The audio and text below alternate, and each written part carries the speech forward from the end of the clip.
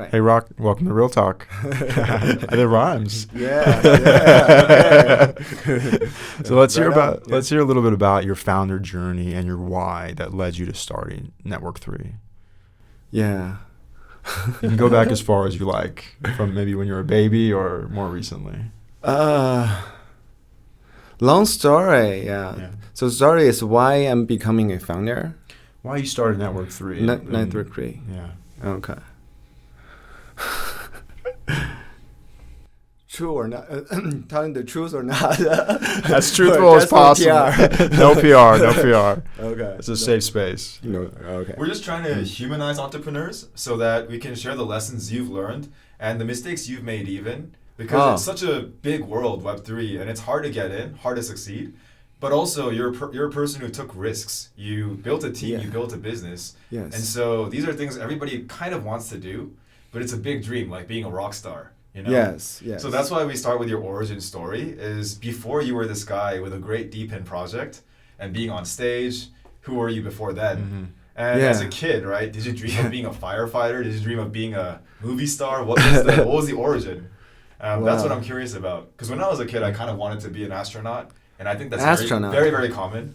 You know? So yeah, like dentist, scientist, astronaut, firefighter. So, exactly. So what would you say your origin story is? Like when you were a kid, did you know you're going to end up as an entrepreneur in tech? When I was a kid, definitely no. Yeah, I'm an athlete when I was a kid. Yeah, running with my PE teacher every morning. Yeah, 5K meters per day was Really? Yes, very intense when I was a kid. Like elementary school, not elementary. The middle school. Yeah, pretty intense. And I play basketball. Yeah, and I'm really good at sports. And I joined the basketball team and got a national second level sportsman's title, and add like 10 points for the 高考. You know, 高考 is like the SAT in China. SAT, yeah, SAT in China. And so you get extra points for being an athlete. No, I'm winning. I'm not tall enough, so I just for fun. But sports really taught me a lot. Be a tough man and be a team worker, and you can face victory and both victory and loss. Yeah, loss you just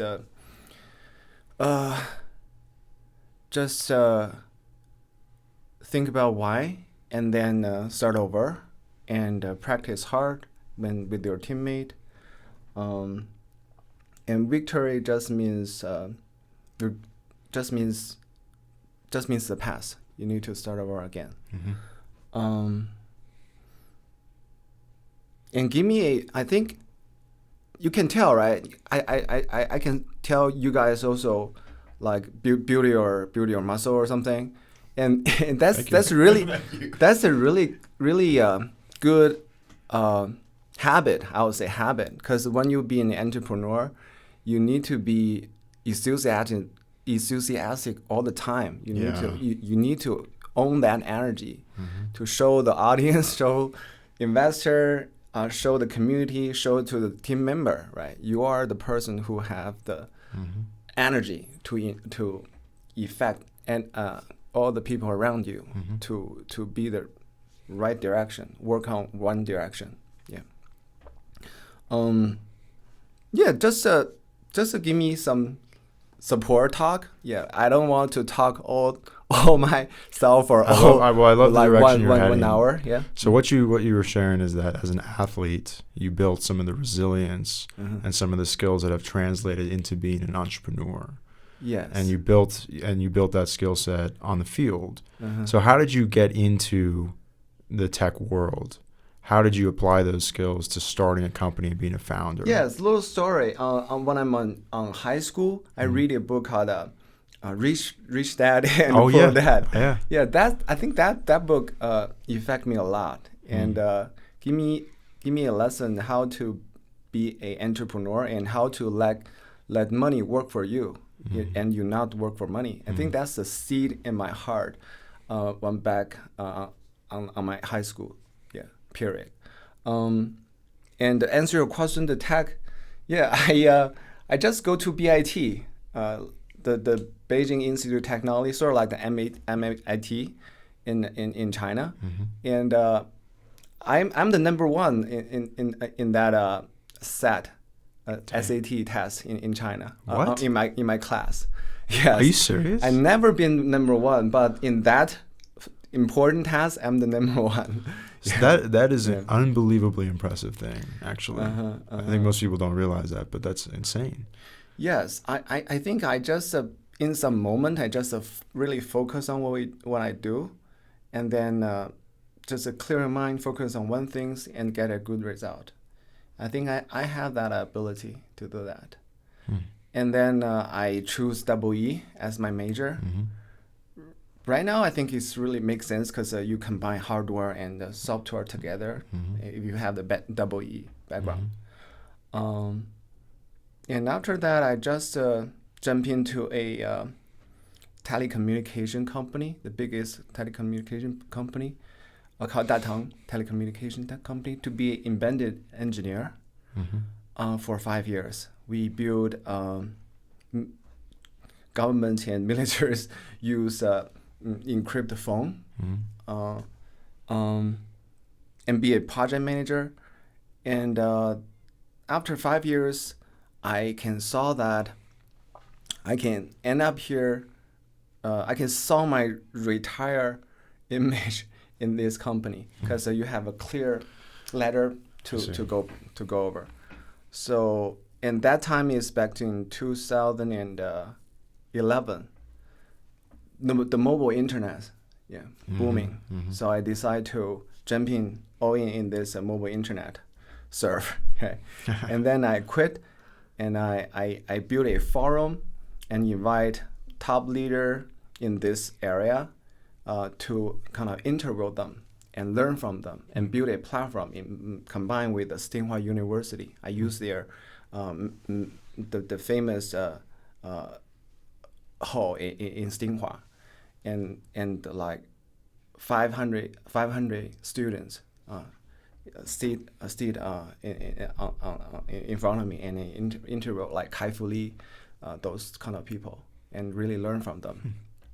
And then I built some impact like you guys do in the real world, and somebody invited me to be a host for a mobile internet event in China. And in that event, I know the Qihoo 360 chairman, and he invited me to join his company as a product lead to build their mobile product line called Qihoo Mobile Security. And that is Android just start at that time. You using Nokia phone and then Android phone, and we built that mobile security app from the ground, and end up with 600 million users in China, because China has a big user base. And after that, we go global extension for 1 year, acquire 150 million users outside China. And then I also realized that I climbed on the top of the leader card, because back then I'm the global director of that company, and it's really hard for me to be a VP because it's really, really hard, and there's a lot of political stuff happened in that company. So I decided to quit. I have an opportunity because I part-time joined Beihang University. It's an Beijing astronaut university. But so Luke wanted to go. Send an application. It's not too late. No. You have a connection. Stay on topic. Web3. Okay. So I learned internet marketing, and it's a master program, and they have exchange program. I have the opportunity to study 1 year in the U.S. So I quit my job and using this opportunity to the U.S. That is 2014. I worked for Qihoo for 4 years. Yeah, so you can tell. After my graduate, I work 10 years, almost 10 years in China. And when I'm 30-something, 31, I quit my job and using F1 visa to study in the U.S. And for a normal people, usually they don't do this way. Like 30-something, you just get married, have a kid. Maybe your kid already 4 years old. But for me, I just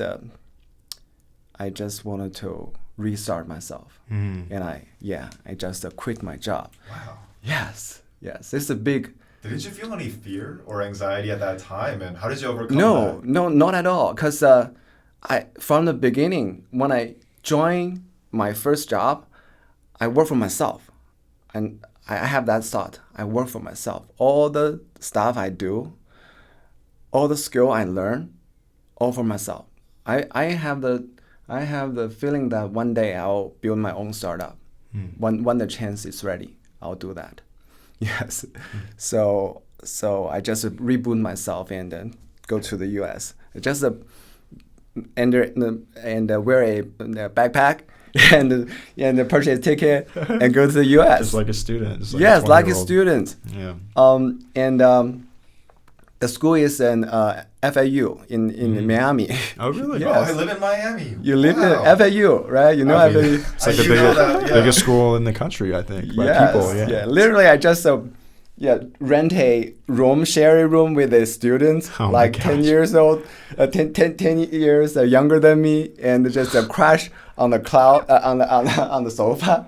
Yes. After being the VP of a major company. Yes. Yeah, Yes. That's interesting. But I realized that this is not my place too. I don't want to end up spend 2 years to be a student and get a master's degree because I have 10 years working experience. Sure. Right. And I travel to the New York City and travel to the Silicon Valley and like Silicon Valley very much. And then I just searched the school in Silicon Valley and then transfer my I-20 to a Silicon Valley language school, San Jose language school, because this language school, this is a little secret. Okay. I know how it works. And I have the status as a FM student and transfer to the Silicon Valley, and then I just study language there and build my network there. And also refer by friends to one chance. Refer by chance. This is my net. We collaborate with each other before, and this girl worked for Anchor3, which is the biggest VPN company in Silicon Valley, and they need to hire a product manager, and this. Called Ivy, refer me to join this company as the interval, and I just presented the BD deck of 360. I present this deck for hundreds times, so I just blow their mind, because they also in the security world, but 360 is a like public company in the New York Stock Exchange, 1 billion valuation, but they go back to China. I just present a strategy for them, how to becoming so success as a internet security company, and present this strategy to them, and they blow their mind. Because in China, they're using free model to acquire users, free security software to acquire users, and then convert those users to browser. And they build a navigation page on top of the browser, and all the website listed on navigation place has a price. So they're using this model to make money, right? So this is their strategy. So I share this strategy and story to them, and they fully buy in and just hire me as a product manager. So but I don't have I'm F1 visa, right? I don't have a like legal visa right now. And then I also transfer a school who can support day one CPT. CPT means you can part-time work. I see. Yes, and legally to get stay in the country. I'm a visa agent for my buddy, and so like I'm so familiar with this, and I admire it. It's like most people have to fight against just their parents saying no or paying for their university, fight against maybe the fear of losing their job. Yeah, you have to fight the bureaucracy. I mean, you have the right to be in the country, learn the language. Yes, make a new network. I practice the language when I in China. I seen the TV series or in the U.S. like Friends, where the so a lot of people learn that way. I like Friends as well. Yeah. Yes. So I'm sorry. And Gossip Girl. Gossip Girl too. Yeah. So deep. So we are limited on time. So I want to get to Network3. Oh yeah. So can we fast forward to kind of how you launched Network3? So you're getting your entrepreneurial start. Yeah, I will start speed up my story. And I worked for Entrepreneurial for 1 year, 2 years. And then they lay off me. Literally, they lay off me because the direction is not their focus on. But they help me to get the H-1B visa. But in this company, I learned how to build VPN a little inside. And then when I quit, when I've been laid off, I literally built my own VPN. Yeah. And as a side project, and also join another startup who can support me H-1B visa. I just transferred that, and this is like side project for VPN. I continually build and working on that for 7 years with another team member, and right now that's a profit and can support me quit my job to fully on this, but it's really hard to do user acquisition right now because Apple give the privacy policy. We cannot fully do the attribution, track the ROI for the marketing channel, and also the user acquisition cost is very, very high right now. Very competitive, I would say. I have some ICO experience back in 2016, but it's not success. But I saw there's a tool trending in the past, and also I talked to a friend called Mason Young, and he's also has a Web2 background, very successful Web2 entrepreneur. He built a web browser called Dolphin browser and been acquired, and he's fully all in Web3, and he just told me that this is the last opportunity for you if you don't all in Web3. So so the narrative is we wanted to build a decentralized VPN first, but this narrative is kind of old, and we just looking around, and there's a DePIN narrative and the AI narrative, so we just combine those narratives together. What year was this? Narrative team. What year was this when you settled on this narrative? Yeah, first, so the first narrative is the first brand is called VPN3. Yeah, this decentralized VPN, and then we upgrade the narrative to Network3. Got it. Yes. And what combine DePIN and AI. This was just last year or 2 years ago. Last year. Yeah, last year. Yeah, I got my first investment check in last year at ETHDenver. Oh, really? Yes. Wow. Yes, by That's Mason, a good conference for you. By Mason. Yeah. Yes, and after 1 year, I just been on the stage. Like yesterday, a lot of backer and partnership there. Fantastic. Yeah, this is like 1 year's journey. And what's your question? Well, I want to talk a little bit more about what Network3 is doing right now. In terms of the problem it's solving. Yes. Yeah. Yes. So as I pitched yesterday, so currently big company control everything like compute power, talent people, and data set, right? We wanted to give power back to the end user, like normal people like you and me. We wanted to leverage your personal device, computer, and smartphone to train a model directly on your devices, and you can provide data set and compute power, and also you can get a token reward by this way. Also, you can train a AI agent for yourself, and this AI agent know yourself much more than other people because Oh, man. yeah, because they know your everything. But the beauty is nobody can touch your personal data. Your personal data is still on your devices, right? We're just using your device, the data in the local, and the compute power to train the AI agent. And then we're using Federated Learning, so 3 of us together to train a model. But part of it is combined together. Part of it is like privacy, right? And On all the of us edge. can get token reward. Yeah. Yeah.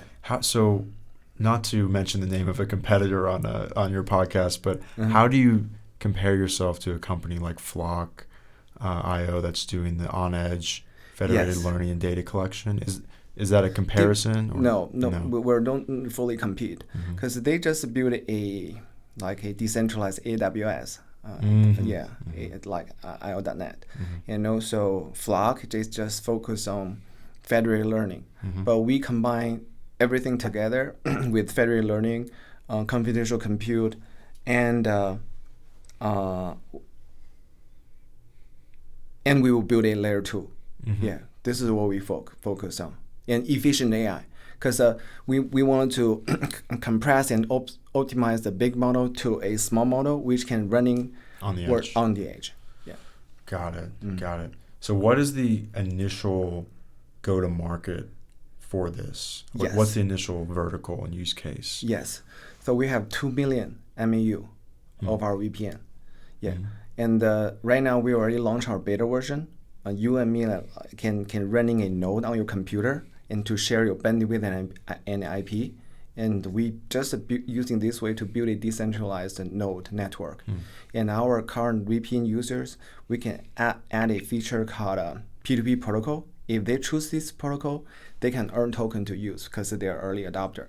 And after that, we will charge them to use. They need to purchase our native token to use the network. But it's pay as you go, much like 10 times cheaper than current subscription model, and more privacy and secure because it is decentralized. As a centralized VPN, it's very easy being blocked because it's a commercial IP, right? You know that. I've had that happen to me. Yes, Yeah. And also no privacy because this is like black box. You don't know them collect your data or not, Exactly. right? Yeah. So this is the first step. And we will invite KOL to be on first round node runner. And from day one, they will see a lot of traffic and earn a lot of credit right now. We combine the credit to token later on. And we open a referral program. They can share their referral link to other people. And they can get 2-level cut, like 20%, 10% cut. And through this way, we will build our node network real quick. And for the VPN side user, they also can benefit from this because it's cheaper and more privacy and more efficient. And then we will upgrade our AI features on our device on our apps. So we will give them a entry point. They can give us access over local data, and give us access of their compute power on their device. And right now, they convert to Web3 users. We'll give them a wallet. They're just using their previous subscription email, and we will automatically create a wallet for them. And we have on-chain users. Right now, we already connect our server to DePIN scan. You can see we have 5,000 live devices on DePIN scan already. And increase 1,000 something per day. Wow. Yes. It's such an advantage to have those 2 million. Yes, and this is a beautiful way to go to market. Yes. Yeah. Yes. So can you explain it like I'm 5, to the grandmas of the world, the grandmas in our community, 5? Yeah, like if you were talking. Oh yeah. You understand what I mean? Right? Yeah. Yeah, or. I prepare for that. Because federated learning, on the edge, these are complicated terms, right? But you don't know the little secret of Apple and Google. I just talked to Ben from Jensen yesterday. He told me that federated learning been there for a while because Apple and Google, when you input on your keyboard, they're using federated learning to train a local model on your phone. Yep. Yeah. So but no end user doing that. And you're just input your data and you can compute power, but you have no incentive. Yeah, we want to build a platform and give the power back and give the privilege back to the users. Yeah. So pitch to a 5 years old kid is, okay, kid, you have a phone, right? If you give, we build a platform can let you to play, to earn money when you play your phone. So play games on your phone, buy candy. Yes, buy candy. So sort of like that. Yeah. This is good. Yeah. That's a great answer. Yeah. Play to earn. Use to earn. Play to earn. Use to, and for a kid it would be play to earn. Yeah, that makes sense. Yeah. Yeah. That's beautiful. Yeah, so we're really excited to have you in Cohort 1 and DePIN Surf. Yeah. Love to hear your goals for the program the next 3 months, and also your goals for working with IoTeX, being a part of the ecosystem. Yes. Currently, we're focused on building our community and build our on-chain data. I think both of these two goals, IoTeX and the DePIN Surf and the real world, can help us to do that. How specifically? Yes, for on-chain data, you have a lot of middleware, like the DePIN scan and WebStream, right? Yeah. You can, and also Roland told me that you also have a feature like click one button to build a layer 2, right? Coming soon. Coming soon. Yeah. Okay. Yeah. It's in the this is the roadmap. tech side. And for the community side, IoTeX already have a big community group and also have a lot of partnership and ecosystem project. We can work together and just cross marketing or partnership with each other to build a community.